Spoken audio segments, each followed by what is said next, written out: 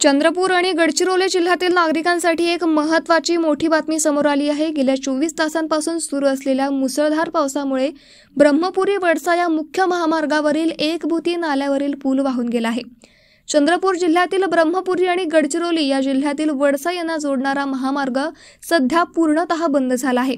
मागील 24 तासांपासून सुरू असलेल्या सततधार पावसामुळे अनेक नद्या नाले ओसंडून वाहत आहेत। त्यातच रपटा नदीवरील पूल पाण्याच्या जोरदार प्रवाहात वाहून गेला। परिणामी चंद्रपूर ब्रह्मपुरी वडसा या महामार्गावरील वाहतूक पूर्णतः ठप्प झाली आहे। दोन्ही जिल्ह्यांमधील संपर्क तुटल्याने नागरिकांची आणि प्रवाशांची मोठी गैरसोय होत आहे।